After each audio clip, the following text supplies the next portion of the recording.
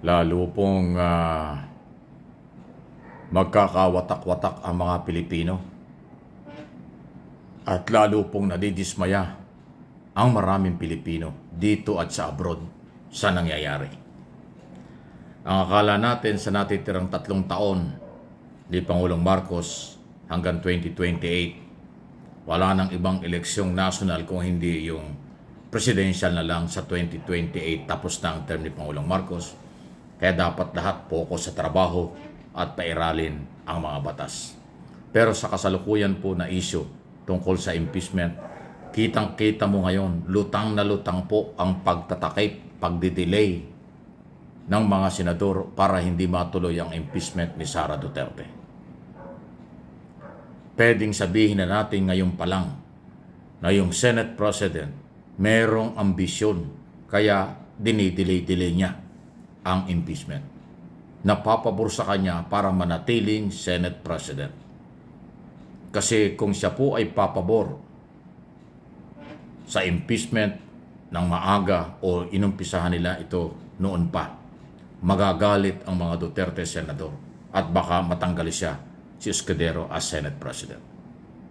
Kaya ngayon, parang hawak sa liig, ayaw mang aminin at hindi naman aamin itong Senate President ng mga Duterte senador na bagong halal na manunumpa at manunungkulan by July, at yung mga kasalukuyang senador na identify na mga maka-Duterte.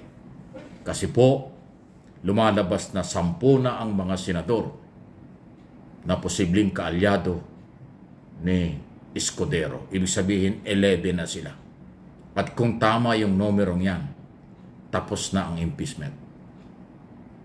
Ibig sabihin, hindi makukuha ng mga pro-impeachment ang 16 na boto para ma-convict si Sara. Kung 10 na yung kaalyado ng Senate President na ang layunin at ang aking opinyon ay panatilihing nakapwesto as Senate President itong si Escudero. Yung pong pagkakadelay ng mahabang araw at buwan mula February 5, di ba? Ano ngayon? June na. So, February walang nangyari, March walang nangyari, April wala, Mayo wala. Ngayon June, isang araw lang ay binibigay pagkatapos close na ang 19th Congress. Ngayon, lumalabas na ho ang iba't ibang issue na mismong nagpahiwatig na si Escudero na hindi rin siya sigurado kung kailangang ituloy sa 20th Congress ang mabibiting impeachment trial kasi merong isyong legal o technical kung yung bang 19th Congress na impeachment ay pwedeng gawin at ituloy sa 20th Congress. Maraming abogado nagsasabing pwede, pero ang mga senador ngayon ang nagsasabing hindi na raw pwede. Yan isa pangunguna ng Majority Leader na si Tolentino. Nagsabi siya sa kasalukuyang 1987 Constitution, hindi na daw at mahirap ituloy ang impeachment na ito para sa 20 Congress. Grabe. So, alam kasi ng mga Duterte senador at ni Escudero na pag nag-resume ang 20 Congress by July, malakas ang grupo ni na Senator Soto na posibleng mag-take over sa Senado at matanggal si Escudero. Kaya sa aking opinion at analysis, opinion ko, posibleng kung bakit dinidelay-delay ng kasalukuyang liderato ang impeachment ay para panghawakan niya o makakuha ng assurance na yung mga kanyang posisyon ay manatili sa suporta ng mga anti-impeachment o pro-Duterte senador, bago at mga dating senador. Yan po ang posibleng nangyayari. Nasaan ang katarungan? Wala. Nasaan ang hustisya ng pera ng bayan na nagastos na hindi malinaw ng kampo ng Office of the Vice President? Kaya nga betrayal of public trust.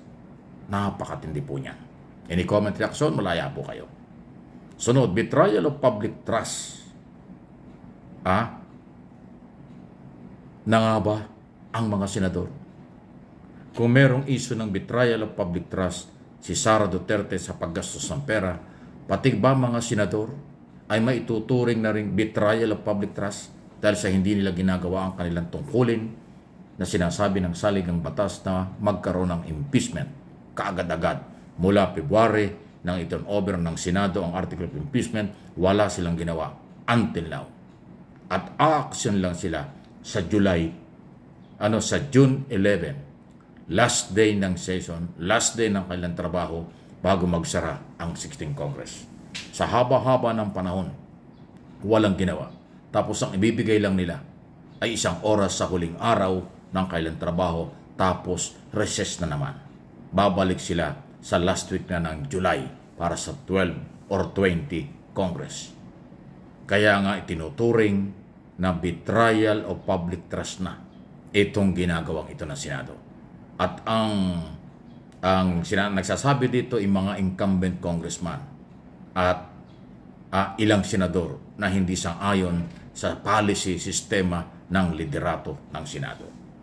Kahapon po ay nagtalumpati na si Congressman Gabriel Bordado ng Camarines Sur at kanyang kinukundina na ang nangyayari sa Senado.